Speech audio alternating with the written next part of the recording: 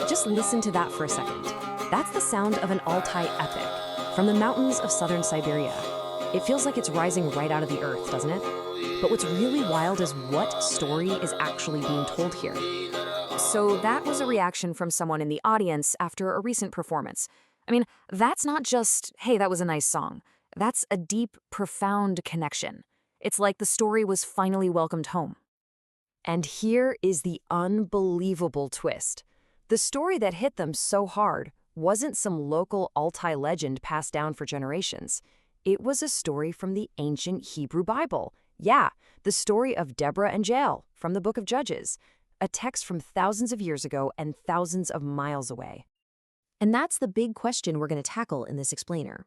How does a story cross not just thousands of miles and thousands of years, but also leap from a silent, written page into a living, breathing performance? Okay, let's dive into this.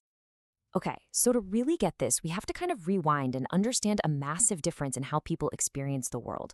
See, we live in a text-saturated world. We read everything.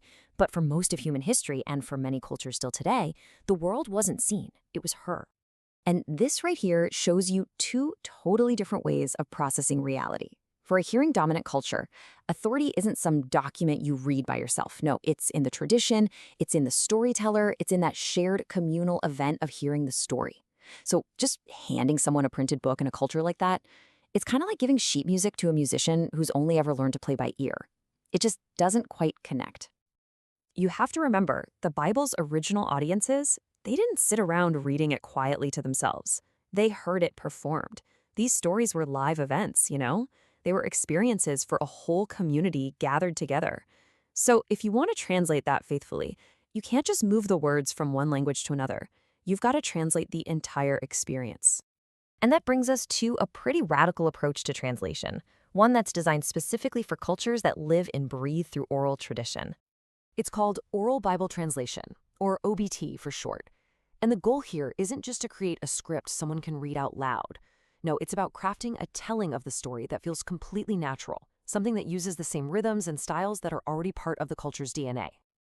At the heart of all this is a really cool concept called internalization.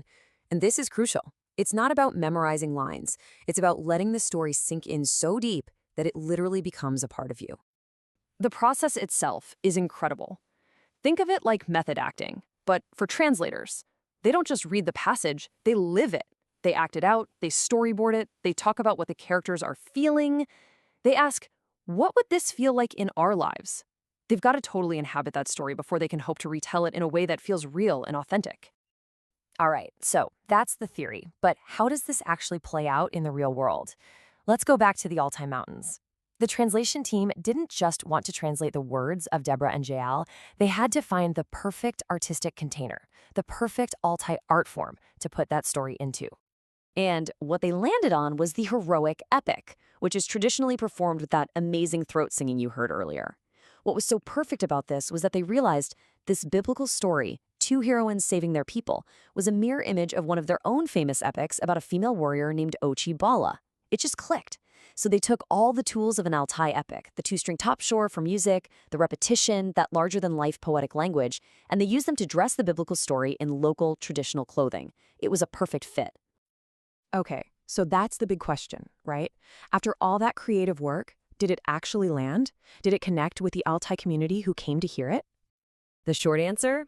Yes, absolutely. People got it. By hearing the story in a form they already knew and loved, the ancient narrative suddenly became crystal clear. But, it went so much deeper than just understanding the plot. This was a huge moment of cultural affirmation for them. Think about it. Hearing this important story told in their language, with their music, it was a powerful reminder of how beautiful and valuable their own culture is.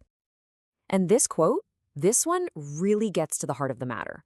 It completely dismantled this idea that the story belonged to someone else, to some other culture.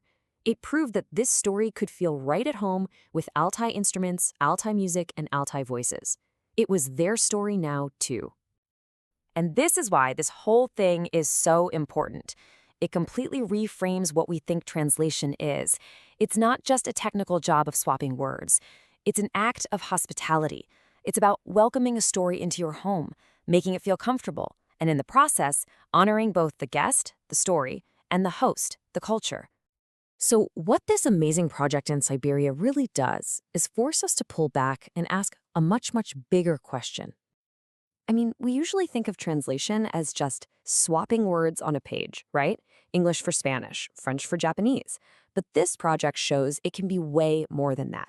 It can be a creative, cultural, and deeply human act of connection. And that's really the idea I want to leave you with. If a written text can be faithfully translated, not into another book, but into a living, breathing, communal song, then what else can translation be? It suggests that the true essence of a story can live in a melody, in a performance, in a shared experience. It asks us to think about what it truly means to make a story understood.